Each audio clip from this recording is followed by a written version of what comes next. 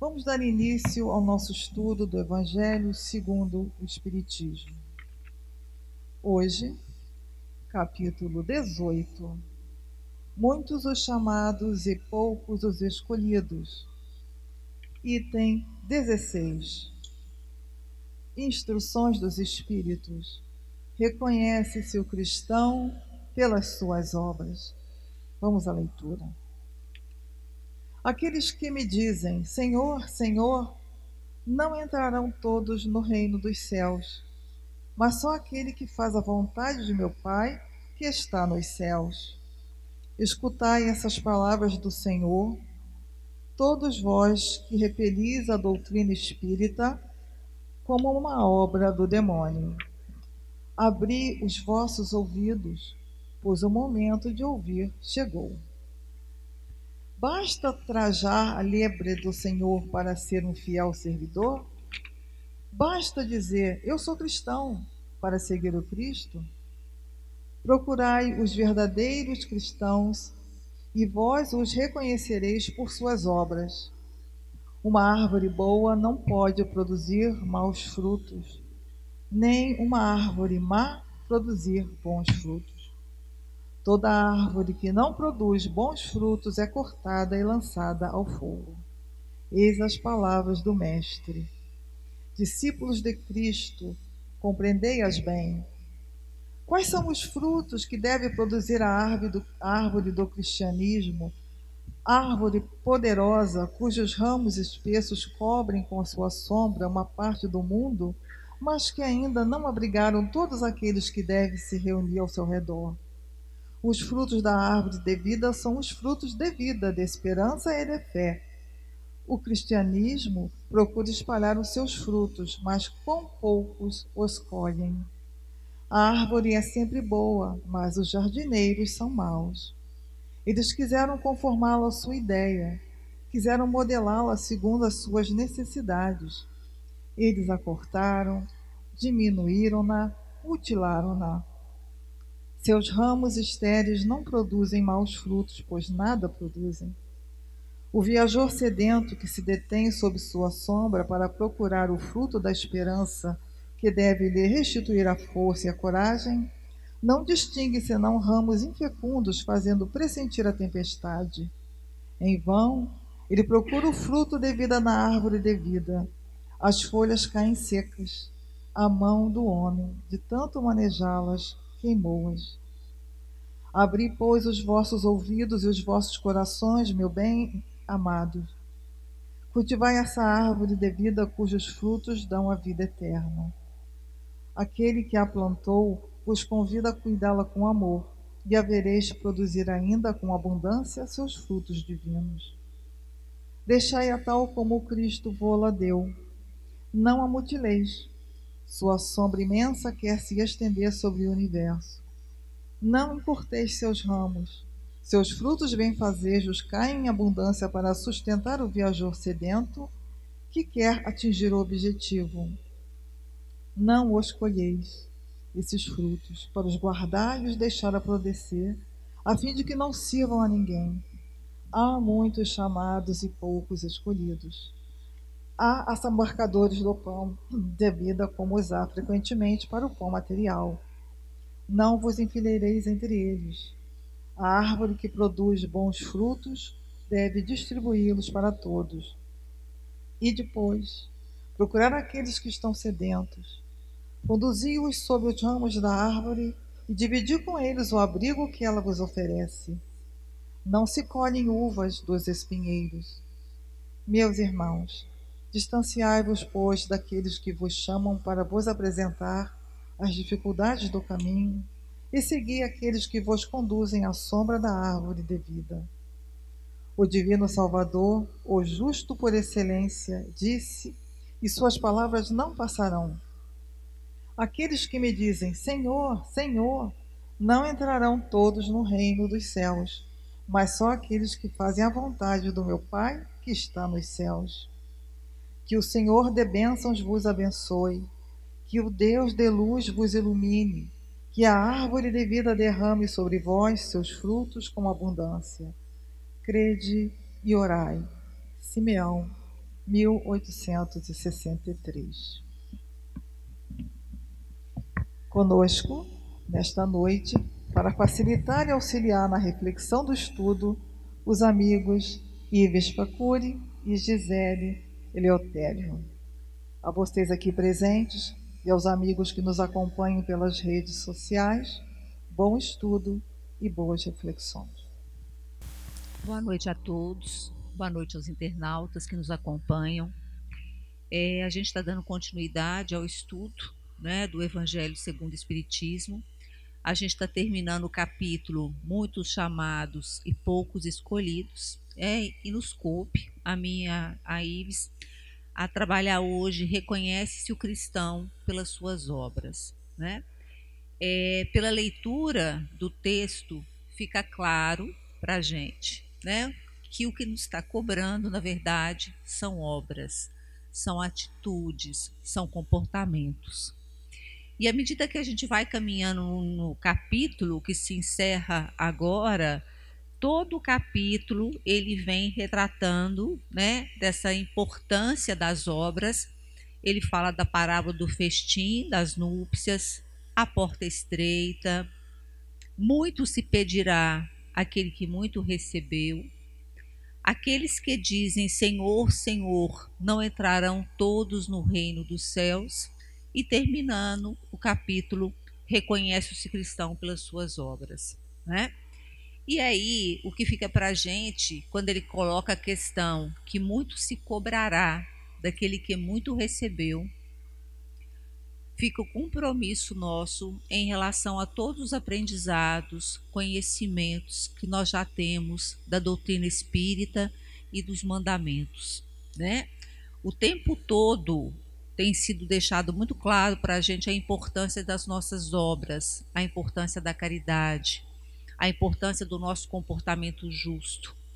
E muitos dizem, eu creio, eu louvo, eu oro, mas pouco fazem em relação ao seu comportamento diário, ao seu comportamento com o outro, ao seu comportamento em sociedade como cidadão. Então o capítulo todo, ele nos cobra, né, que quanto maior é o nosso conhecimento, quanto maior é a nossa sabedoria, e a gente já falou disso em outras oportunidades, nós, enquanto humanos, nesse plano de provas e expiações, nós estamos tendo um avanço intelectual muito grande e, paralelo a esse crescimento intelectual tão grande, a gente não tem conseguido um desenvolvimento moral à altura da nossa intelectualidade hoje. Mas já é posto, já é sabido, já está claro da nossa responsabilidade enquanto cristãos, né? A teoria está muito clara para nós.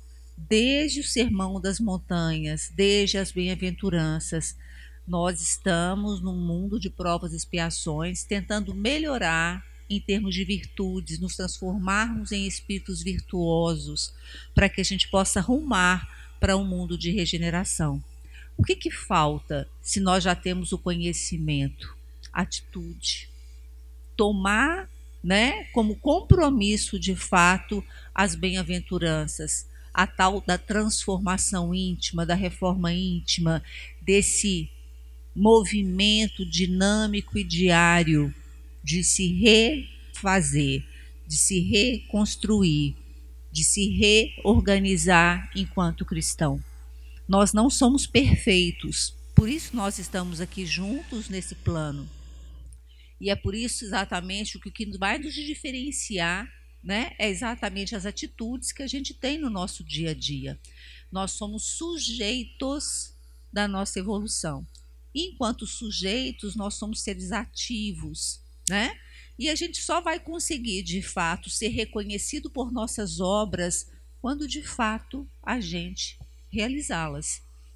Mas não são obras faraônicas, não são grandes transformações, são pequenas transformações no nosso dia a dia, né?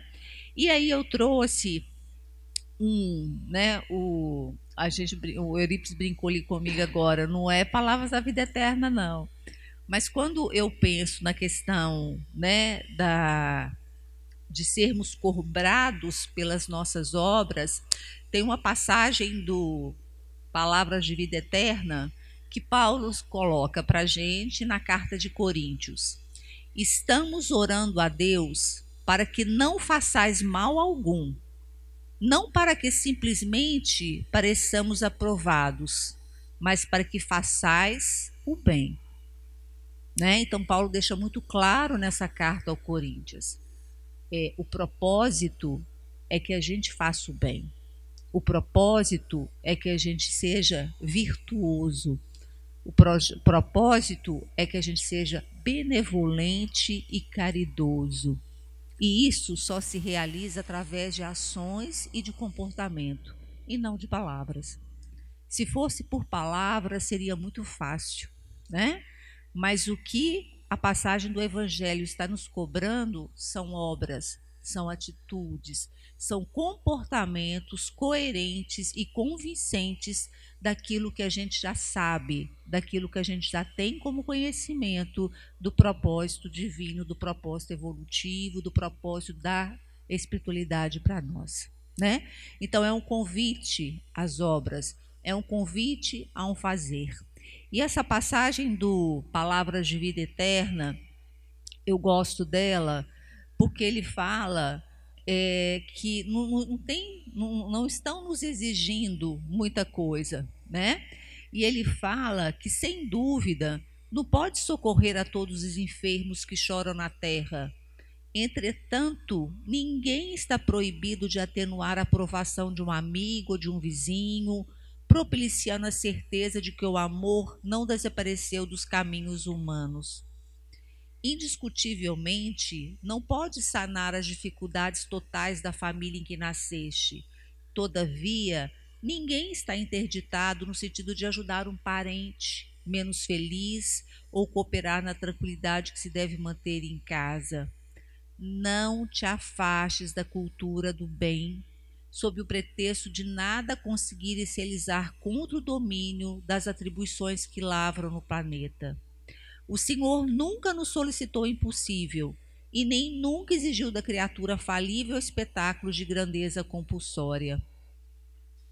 E aí, né, ele coloca que não nos é facultado corrigir todos os erros e extinguir todas as aflições, mas todos nós podemos atravessar o cotidiano melhorando a vida e dignificando-a em nós e em torno de nós. Eu acho que é esse o convite, né?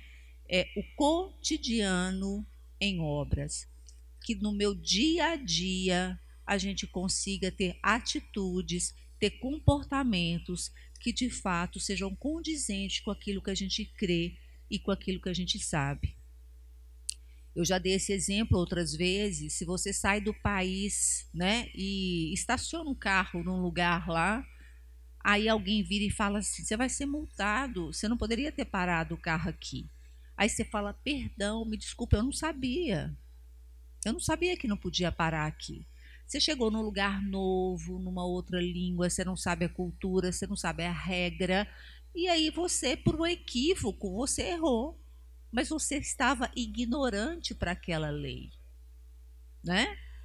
A partir do momento que eu vejo na rua que aquele estacionamento é para um cadeirante ou para um idoso e eu paro o carro, eu estou errando. Por quê? Porque eu tenho consciência que aquela vaga é de uma pessoa, que aquela vaga está determinada para uma... Eu sei disso, eu conheço a regra. E aí eu erro quando eu infrinjo uma coisa que eu sei. E aí o Evangelho é tão caridoso e misericordioso conosco que ele não pede aquilo daquele que não pode dar. Uma árvore dá aquilo que ela consegue dar. Então, todos nós nascemos simples e ignorantes. E o ignorante que erra, ele não tem, né, a responsabilidade de um conhecedor que erra, porque ele já tem consciência do que ele faz, tá maltratando, está prejudicando uma outra pessoa. Ele tem consciência, ele sabe. Ele sabe que não deveria, que não poderia, enquanto cristão, não seria esperado isso dele. Então a misericórdia divina é exatamente essa. A gente vai cobrar, a espiritualidade vai nos cobrar à medida que a gente tem para dar. Ninguém vai querer que o pé de jabuticaba dê manga, né? O pé de jabuticaba vai dar jabuticaba. Não tem como a gente exigir que ele dê manga. Então, uma pessoa que é ignorante em relação aos preceitos, aos propósitos divinos, que ainda não galgou, que não está tão elucidado, que não tem consciência, ele erra, mas o erro dele é infinitamente menor daquele que conhece, daquele que sabe, daquele que já reconhece, por exemplo, o Evangelho, que reconhece a doutrina, que reconhece as bem-aventuranças. E aí, quando essa passagem do Evangelho fala, não adianta falar, né? Quando ele fala dessa questão que vai ser cobrado pelas obras, vai se reconhecer um cristão é pelas obras. É pelo cotidiano dele que o Palavras de Vida Eterna fala. E Jesus e a espiritualidade não está cobrando da gente muita coisa. Está cobrando um posicionamento cristão. A gente vai errar? Vai, com certeza vai errar. Mas nós já temos consciência dos nossos erros. E é por isso que nos é cobrado uma transformação diária desses erros em virtudes. A gente vai errar 1, 2, 10 vezes, mas foi nos dada a possibilidade de mudança diária. E se não dermos conta, existem várias e várias reencarnações para que a gente consiga remodelar, refazer, retomar dentro dos princípios e preceitos cristãos. Mas, como bons alunos que somos, nós não vamos ficar esperando 1, 2, 3, as próximas reencarnações. Que a gente consiga resolver isso, tentar melhorar cada dia, cada comportamento que a gente fizer e falar condiz em ser cristão, né? É correto? A minha atitude é uma atitude cristã? A minha atitude é uma atitude fraterna? E um dia, né, nós vamos chegar no automático em que a gente vai ser bom o tempo todo. E é isso que a gente espera aí, né, nas próximas reencarnações, nos novos planos que a gente vai galgar, né, daqui a um tempo.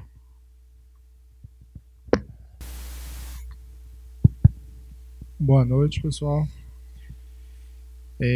A mensagem, ela fala, né? O título da mensagem já é um ponto para a gente poder estudar bastante, né? Refletir, que é reconhece o cristão pelas suas obras.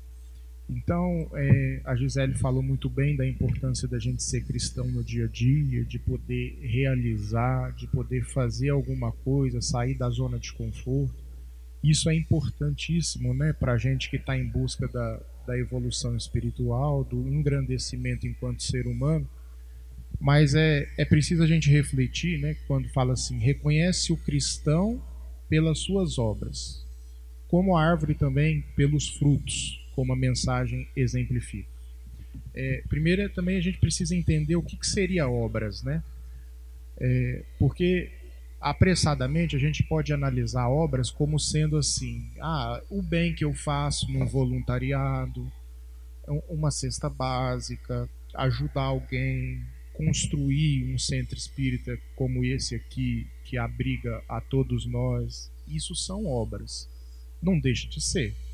Existe uma razão de quem fala isso, que isso aí são as obras de alguém que está buscando se engrandecer, que está se esforçando para ser cristão. Não tenha dúvida disso, mas não se encerra aí, tá? Obra também é todo o tesouro que a gente busca construir de foro íntimo, né? Então é assim, é a busca de construir o reino de Deus internamente, né? Quando Jesus ele fala, o reino dos céus está dentro de vós, Ele está falando de um potencial existente dentro de nós que precisa ser ativado, que precisa ser descoberto. Então, esse potencial interno, ele também é obra. Porque senão a gente fica pensando assim, que obra é a gente poder entregar não sei quanto cesta básica, ser voluntário, ajudar. É isso também, repito, mas não é só isso. Obra também é até que ponto eu consegui me tornar uma pessoa melhor através desse exercício no bem de ajudar os outros. Por que eu digo isso? Porque existe um risco muito grande, dependendo assim, se a gente não vigiar muito bem, da gente acabar desenvolvendo atitudes mecanizadas, sabe? Até no campo do bem, a gente desenvolve determinadas ações que são mecânicas. Aquelas ações, de certa forma, não nos sensibiliza. Então, a partir do momento em que eu estou fazendo bem, a semelhança de eu tomar um copo d'água, eu estou entregando uma cesta como eu tomo um copo d'água. Quer dizer, aquela ação não está promovendo em mim uma mudança de postura perante a vida, no sentido assim, de me tornar uma pessoa mais grata pelo aquilo que eu tenho, de me tornar uma pessoa mais indulgente, me tornar uma pessoa com mais empatia para com a dor alheia. Então eu caio num automatismo da prática do bem, e isso é perigoso. Porque o automatismo da prática do bem, ele pode até gerar merecimento, porque todo bem feito, ele de certa forma faz com que se abra uma poupança de crédito para você no mundo espiritual, só para a gente poder usar um beabá e um linguajar simples. Mas não te ilumina interiormente. É curioso a gente observar isso e é até estranho a gente dizer. Mas existe uma grande diferença. Isso aí eu falo sempre baseado, tá, gente? Não é da minha cabeça. Quem quiser encontrar isso vai encontrar nas obras de Humberto de Campos, especialmente no livro Lázaro Redivivo, né, psicografia do Chico Xavier.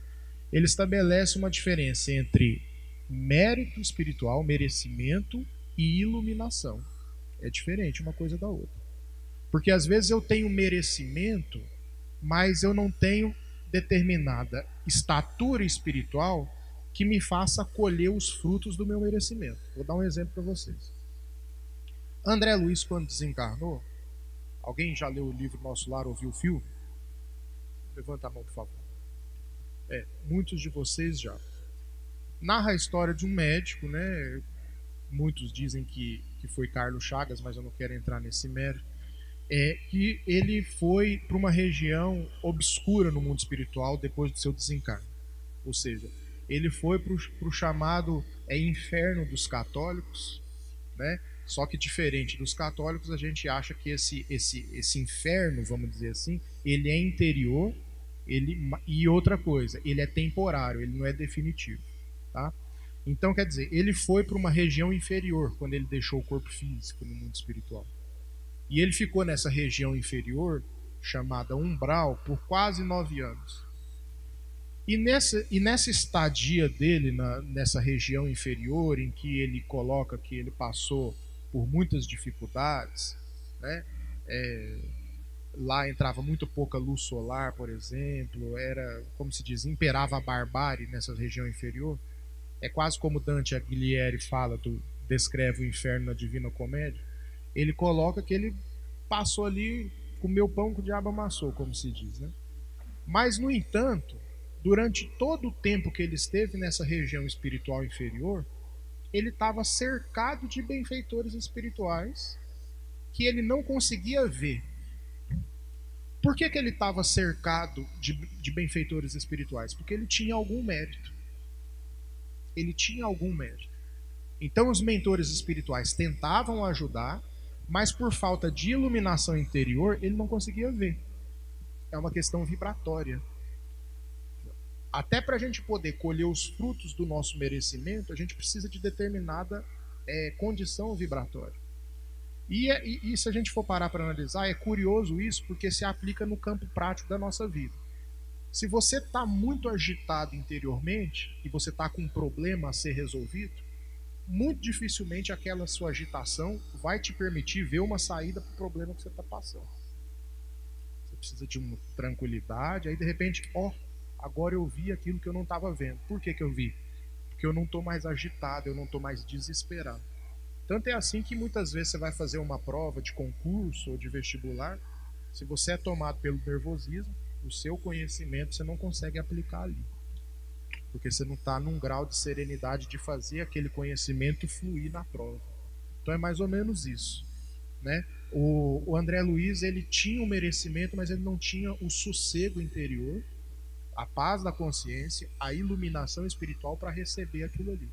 Então ele ficou perambulando nessas regiões inferiores durante muito tempo, até que finalmente ele conseguiu se abrir, ele conseguiu se sensibilizar, ele conseguiu chorar de uma maneira diferente, porque chorar ele já tinha chorado inúmeras vezes, mas aquele choro foi diferente. Aquele choro foi um choro de um verdadeiro arrependimento. Não foi o choro que anteriormente ele chorou movido pelo sentimento de revolta, movido pelo sentimento de indignação. Ele chorou de uma maneira sensibilizada. E aí ele conseguiu ser resgatado pelos esses benfeitores daquela região inferior. Então quer dizer, a iluminação espiritual relativa que ele conseguiu atingir permitiu que o merecimento dele o beneficiasse. Entenderam a diferença? Então uma coisa é iluminação espiritual, outra coisa é merecimento. Às vezes a gente faz uma obra grandiosa e a gente adquire mérito, porque aquilo ali é uma obra no campo do bem que está beneficiando os outros. Então merecimento eu vou ter, mas será que eu estou tendo iluminação para que os frutos daquele merecimento eu possa receber? É aí que está a diferença. E geralmente a gente não raciocina nesse sentido. A gente acha que as coisas são automáticas. Fiz o bem e imediatamente eu vou colher aquilo em algum momento, seja nessa ou em outra existência. Mas eu só vou colher se eu tiver a devida capacidade espiritual para poder colher esses frutos. Então toda vez que a gente fala de obra, a gente está falando de uma obra exterior, mas que depende de uma obra interior. Uma é consequência da outra. Então reconhece o cristão pelas suas obras. Que obras são essas?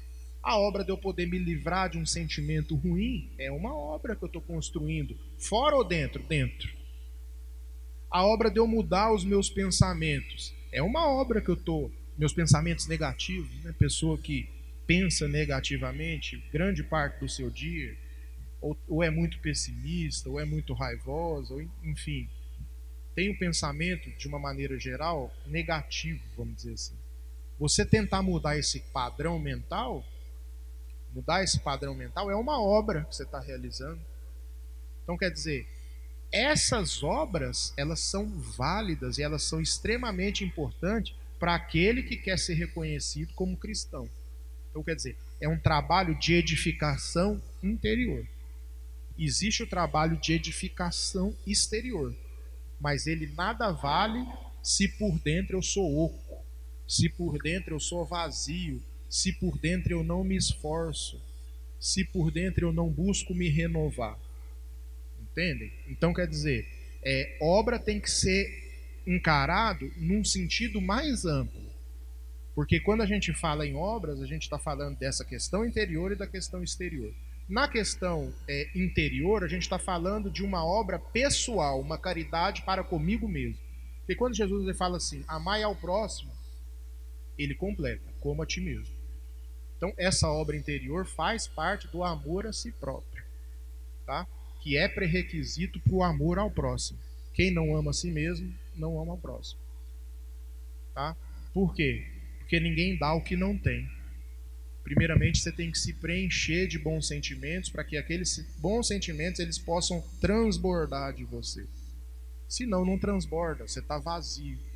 Você está mais carente de socorro do que na condição de socorrer, vamos dizer assim. Então, nesse sentido, o amor ele vai te ajudando a se preencher até que finalmente você transborde. E esse amor passa de uma caridade para comigo mesmo que engloba tudo isso que eu falei. Quer dizer, é a caridade para comigo mesmo, é a obra no sentido pessoal. Aí depois você tem a obra no sentido familiar, que é uma outra dimensão. Muita gente despreza, mas a verdadeira caridade está em casa. Não adianta eu fazer bonito para fora, tem isso que a gente precisa citar, né? E às vezes eu faço bonito para a sociedade, tiro uma porção de foto fazendo bem, né? Tem que tirar mesmo, o bem precisa ser divulgado. mas eu esqueço daqueles lá em casa. E às vezes eu fico parecendo uma pessoa muito incoerente pelo olhar dos meus familiares que me acompanham no dia a dia e às vezes vê determinadas iniciativas como uma espécie de hipocrisia da minha parte. Então isso é horrível, né? Você fazer o bem e tal e pessoas te identificar como hipócrita, né? Isso é ruim. Então, quer dizer, existe essa outra dimensão que é a dimensão familiar. E existe a terceira dimensão, que é a dimensão social, né? Aí a dimensão social é essa que a sociedade vê. É essa que às vezes a sociedade aplaude. E nessa questão social, começa nas mínimas coisas, não é grandes obras também. A Gisele falou da questão de parar o carro no lugar errado, né? Uma vaga que não é sua. Começa por aí, das simples coisas. O André Luiz, no livro Conduta Espírita, ele fala que a verdadeira caridade ela é a multiplicidade dos pequenos gestos, né? Então, quer dizer, a obra no campo social, ela parte de eu poder me tornar um bom cidadão. Para se tornar um bom cristão, eu primeiro preciso ser um bom cidadão. Se eu não sou um bom cidadão, como que eu vou ser um bom cristão? Se nem os deveres para com César eu estou cumprindo. Jesus tem uma frase que ele diz assim, ó, dai a César o que é de César. Né? Vocês conhecem essa frase. E a Deus o que é de Deus. Quando Jesus fala isso, ele está falando, o que ele está querendo dizer com dai a César o que é de César? É você ser um bom cidadão. É você cumprir os seus compromissos sociais. Porque não tem como eu cumprir os meus compromissos para com Deus sem cumprir, sem me colocar dentro de uma ordem social que eu preciso obedecer, que eu preciso ser obediente. Então, como que eu vou ser um bom cristão se eu desrespeito leis de trânsito? Né? Então, às vezes a gente dá uma navaiada, né? Eu falo aqui, mas às vezes a gente dá uma navaiada. Então, mas a gente precisa desenvolver esse senso. Eu até lembrei de uma história de uma escritora chamada Lia Luft, né? Escritora brasileira. Ela foi receber um prêmio na Alemanha, só para a gente ter uma noção de como que esse senso de ordem ele é bonito de se ver. Ela foi receber na Alemanha um prêmio de literatura lá pelo reconhecimento da sua obra. E aí ela percebeu uma coisa muito curiosa. Ela foi receber num teatro, né, um anfiteatro que tinha. Aí tinha um grande estacionamento. Aí ela foi chegando e algo intrigou ela. Porque ela viu que as pessoas que estavam chegando primeiro estavam estacionando o carro mais longe do estacionamento do anfiteatro. Aí ela, gente, como assim? Por que a pessoa chega e não para pertinho e já desce? Mas é porque o senso de civilidade do pessoal lá é o que eles raciocinam. E não precisa ninguém falar para fazer isso. É uma coisa que já interiorizou. Eu estou chegando primeiro, logo eu tenho mais tempo para chegar lá. Quem está chegando depois... Eu falei igualzinho no Brasil, né? Quem está chegando depois de mim, talvez esteja chegando atrasado, precisa estacionar mais perto. Sabe? Então, isso, quando a gente vê, parece uma utopia, né? Porque a gente está tão acostumado com a desordem, com a baderna, parece uma utopia. Mas isso ainda não é ser cristão, isso é dar a César o que é de César. Isso é dever de cidadão. Ser cristão é muito mais difícil, gente. A gente não consegue nem ser cidadão direito, no sentido de obedecer à ordem social. Então é uma longa caminhada. É por isso que a espiritualidade fala assim pra gente, ó, evoluir é muito vagaroso, requer muito esforço, porque primeiro a gente precisa se humanizar, primeiro a gente precisa se tornar cidadão, e depois a gente vai evoluindo até que finalmente a gente consiga ser cristão. Mas o que acontece? Não é para ninguém se punir ou martirizar psicologicamente por não ser cristão ainda, porque Deus reconhece o esforço. Deus reconhece o esforço, Deus reconhece, vamos dizer assim, o movimento interior. O grande problema é a paralisia. A paralisia é desaconselhável. Mas o movimento interior, aquele que a gente se coloca em ser melhor a cada dia, ele é extremamente importante para nós.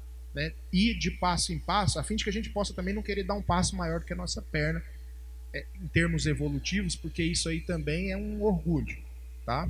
Você precisa ter humildade para crescer.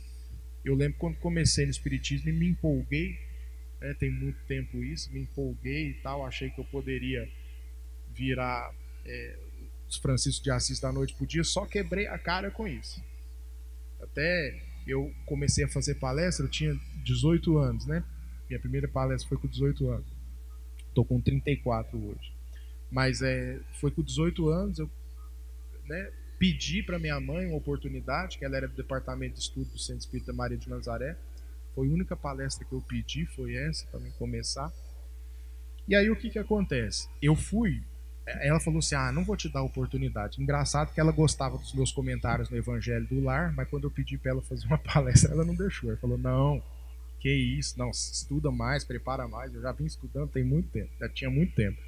Ela falou, então eu vou fazer o seguinte, eu vou te pôr no último dia do mês para você falar, para dar tempo de você preparar. Você chegar lá e não dá vexame. Aí eu falei, pois é, então me põe no último dia do mês, que até lá vai dar tempo de eu preparar. Aí beleza. O que acontece comigo, com esse boca aberta aqui que vos falo? Eu fui me preocupando com questões morais, de ter que falar, né? De como é que eu vou me tornar uma pessoa, porque para mim falar eu tenho que, né, ser meio que santo, né? Essa pira na cabeça. E aí fui, né, na época até eu parei de comer carne, não sei o que e tal, para falar, para fazer palestra, porque achava que para fazer palestra você tinha que estar, né? Beleza, e fui esquecendo de estudar. E aí minha mãe, tempo passando, você não está estudando não, menino, para fazer a palestra? Não, mãe, eu vou estudar amanhã. Né? E aí chegava amanhã, no outro dia, minha mãe falava assim, está estudando? Não, vou deixar para estudar depois, estou preparando interiormente primeiro e tal, fui jogando. Aí a palestra era no domingo de manhã, era sexta à noite, minha mãe chegou e falou, não te vi pegando para estudar nada, para falar, você não quer desistir? Eu queria desistir. Mas eu falei assim, não vou desistir, né? Vou falar com minha mãe aqui, os 48 segundos tempo que eu não vou fazer. Aí falei, não, mãe, eu vou. Amanhã eu estudo o dia inteiro e falo bem no domingo. Aí no outro dia, gente, foi assim, tremedeira, ansiedade, porque você sabe que o medo de falar em público é uma coisa horrorosa, né? Tem dois medos que disputam, o medo da morte e o medo de falar em público. E para quem nunca falou, é um drama total. E aí o que acontece? Eu fui falar para frente do espelho, cronometrei, porque eu tinha que falar meia hora, deu 20 minutos e eu já estava exausto. Falei, não, como é que eu vou falar 20 minutos lá, e mês inteiro, falar 20 minutos e acabar o que eu tenho para falar?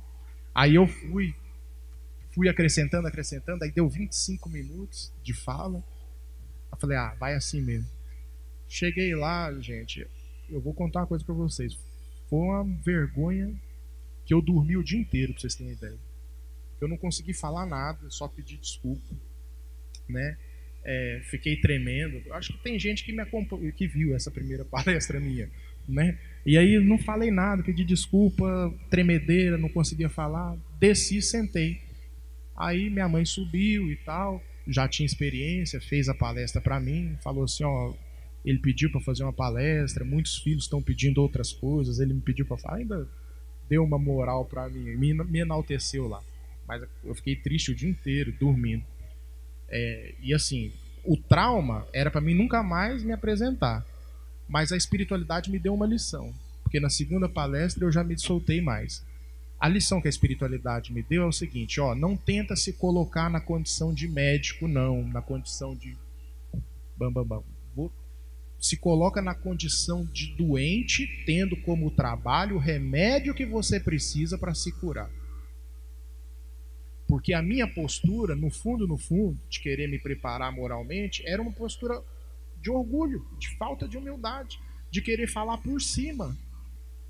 E essa vergonha toda que eu passei foi a espiritualidade me dando uma mensagem no seguinte, não se preocupa em falar por cima, porque você tem que falar por baixo, porque você é tão necessitado quanto todo mundo. O trabalho é para você um remédio que você precisa para curar a sua doença. Então encare dessa forma e não se coloque na condição de médico, mas se coloque na condição de paciente, porque o médico, o grande médico das nossas vidas é Jesus. Então essas obras que a gente está falando aqui para vocês, elas são importantes, mas ela precisa de um bom senso, no sentido de eu não deixar para depois, de eu não ficar relaxado em cima daquilo que eu tenho que mudar dentro de mim, mas também para mim não me cobrar excessivamente. Aquela pessoa que se cobra e que se martiriza em função disso, porque daí vem o sentimento de culpa, de remorso, que são sentimentos péssimos também e que só nos atrapalham. Então esse equilíbrio no crescimento, ele é de fundamental importância para nós. Só para concluir, o Ives fala de uma coisa extremamente importante. O nosso trabalho não é fácil, né? As obras internas, sem dúvida alguma, elas são muito mais difíceis do que uma caridade para o outro, do que dar uma cesta, uma roupa, né? É muito mais fácil você fazer essa caridade concreta do que, de fato, uma reforma íntima, né? Mas quando a gente estuda o Livro dos Espíritos e pergunta o que é caridade, não fala nada dessas obras materiais. É benevolência com o outro, né? É misericórdia com o outro. É entender que o outro, tanto quanto eu, é imperfeito. É entender que o outro só vai conseguir dar aquilo que ele tem, né? Cada um, como a passagem que fala da árvore, né?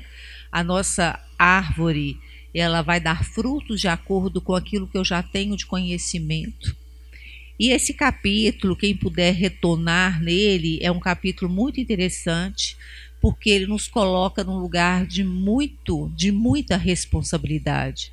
Muitos são os chamados e poucos escolhidos. A passagem da porta estreita, né? O quanto é difícil a gente ir galgando nas virtudes, nas benevolências, nesse lugar de ser cidadão e cristão. É um processo lento, um processo demorado, né? E eu gosto de comparar essa passagem da porta estreita com pipa de criança, né? A pipa da criança, quando ela está no chão, é uma pipa que o novelo está muito enrolado, está muito cheio de linha, está pesado, ele está preso no chão. A partir do momento que a pipa vai voando, o que acontece com o novelo de linha? Ele vai ficando cada vez mais leve, vai dando corda, aquele cordão vai subindo e vai tendo a leveza que a gente precisa chegar algum dia. Nós ainda estamos muito presos à materialidade, a essa concretude da vida terrena, né? Então, a partir do momento que a gente vai galgando essas portas cada vez mais estreitas, mais leves a gente vai ficando, né? Mais coerentes a gente vai ficando, como o Ives falou, daquilo que a gente tem internamente, daquilo que a gente consegue colocar externamente. E a gente está num grande desafio, né? Eu falei do tanto que nós estamos intelectuais, o tanto que nós evoluímos em conhecimento, mas ainda nós estamos muito atrasados do ponto de vista da nossa moralidade, né? Desse movimento interno que a gente precisa construir dia a dia. E que a gente saia daqui com esse compromisso, né? Com esse compromisso de se respeitar enquanto ser humano, mas de se respeitar na medida certa, porque Paulo de Tarso coloca para a gente cuidado com as áreas de repouso, com as zonas de repouso, que foi o que Ives falou. Mesmo que a gente caminhe bem pouquinho, mas que a gente caminhe, que a gente não se paralise frente às dificuldades da evolução. Boa noite, gente. Muito obrigada. Que a espiritualidade esteja conosco.